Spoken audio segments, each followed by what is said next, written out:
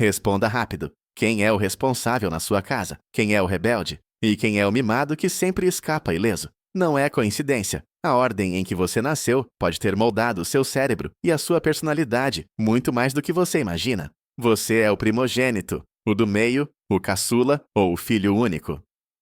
Fica comigo porque hoje vamos desvendar a teoria da ordem de nascimento. Você vai se identificar tanto que vai querer marcar seus irmãos neste vídeo. É hora de descobrir quem você realmente é, segundo a ciência e a sua família. O segredo por trás da ordem. A dinâmica familiar é como um laboratório, e o seu lugar nessa fila de nascimento, se você foi o primeiro a chegar, o que veio no sanduíche, ou o último a roubar a cena, criou um papel social que, para muitos psicólogos e teóricos, define quem você se torna. Pense nisso. A maneira como seus pais te criaram mudou drasticamente do primeiro para o último filho. Os primogênitos pegaram os pais inexperientes e ansiosos. Os caçulas pegaram os pais mais experientes, mas também mais cansados. Essa não é uma ideia nova. Culturas ancestrais já nomeavam seus filhos baseados na ordem de chegada. Mas será que a ciência moderna concorda que o seu mapa astral de nascimento é, na verdade, a ordem em que você foi o primeiro, o segundo ou o terceiro a sair da barriga? Vamos mergulhar nessa teoria e ver se a sua personalidade é de fato previsível. Perfil número 1, o primogênito, o líder inato. Se você é o primeiro, você é a cobaia. Seus pais estavam super empolgados, mas também super inexperientes. Eles queriam fazer tudo perfeito, o que geralmente se traduz em mais regras e mais pressão. Por isso, os primogênitos costumam ser responsáveis, inteligentes e líderes naturais. A teoria aponta que eles são bons em resolver problemas e, pasme, a maioria dos astronautas americanos são primogênitos ou filhos únicos. Eles são os modelos. O lado B de ser o primogênito, ou seja, qual a desvantagem? Podem ser mandões, teimosos e têm um medo terrível de fracassar. Eles sentem o peso da perfeição, afinal, a cada novo irmão, eles perdem o foco da atenção e ganham a responsabilidade de serem os irmãos mais velhos. Perfil número 2, o caçula, o espírito livre e o mimado. Depois de criar vários filhos, os pais já estão mais experientes, mas muito mais cansados. O resultado? O caçula recebe menos regras e mais liberdade. Eles geralmente são criados um pouco pelos irmãos mais velhos, o que os torna sociáveis, engraçados e arriscados. São os espíritos livres da família, fáceis de lidar e amam ser o centro das atenções. O lado B de ser o caçula. Essa busca constante por atenção pode levá-los a serem um pouco mimados ou manipuladores. E tem um peso, a sensação de que nada do que eles fazem é realmente importante, porque o irmão mais velho já fez antes. Perfil número 3. O filho único. O primogênito, potencializado. Para os filhos únicos, a atenção dos pais nunca é dividida. Eles carregam todos os privilégios e todas as pressões do primogênito, só que potencializados.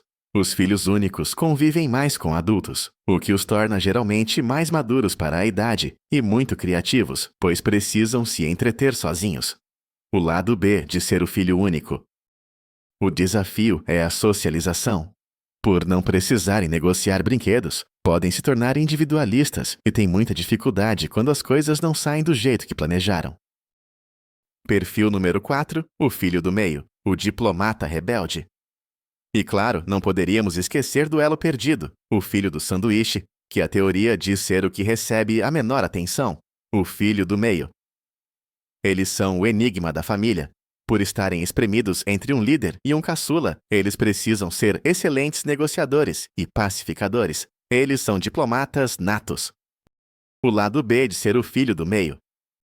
Como recebem menos atenção em casa, eles tendem a procurar validação e identidade fora. Isso os torna mais independentes, mais rebeldes e geralmente têm um círculo social maior. Eles podem se sentir negligenciados, mas a teoria aponta que, curiosamente, eles podem ser os mais bem-sucedidos por serem adaptáveis. A história por trás da teoria. A ideia de que a ordem de nascimento nos define não é um modismo da internet. No início do século XX, o médico Alfred Adler, um contemporâneo de Freud e Jung, foi um grande defensor. Adler, que era o filho do meio de 6, dizia que o primeiro filho tinha um fardo, o segundo vinha para destronar o primeiro, e o último era mimado demais. Ele, o do meio, achava que seria o mais bem-sucedido. Mais recentemente, o professor Michael Gross trouxe o tema de volta, mas com um olhar mais cauteloso.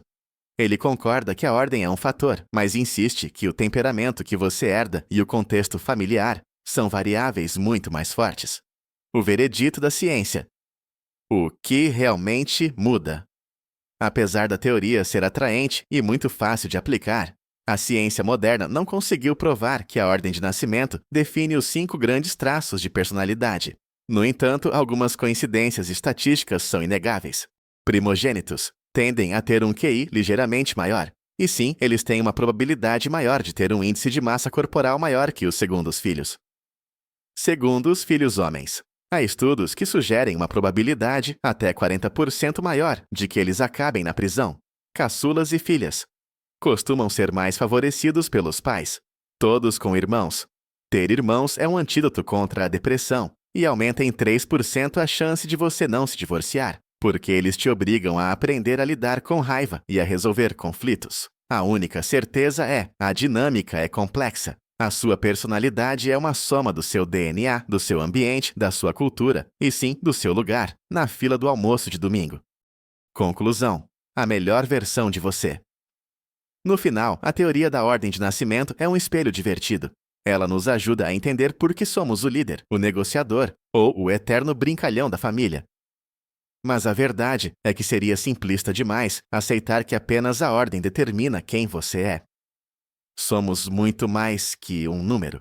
O melhor caminho é abraçar a sua natureza, seja ela de primogênito responsável ou de caçula aventureiro, e buscar a melhor versão de você mesmo, e não o que a teoria diz que você deveria ser. E agora eu quero saber de você. Você é o primogênito, do meio, caçula ou filho único? E qual traço da sua personalidade que a teoria acertou em cheio?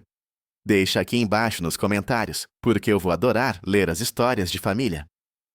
Se você parou para pensar na sua infância e nas suas relações com a família, o seu like é fundamental para mim, pois faz este conteúdo chegar a mais irmãos e irmãs que precisam se entender. Se você ama desvendar a mente humana, inscreva-se no canal e ative o sininho. Assiste o próximo vídeo sugerido. Eu sou Dona Mente e lembre-se, no fim das contas, a família é o seu primeiro e mais importante time. Um abraço e a gente se vê no próximo vídeo.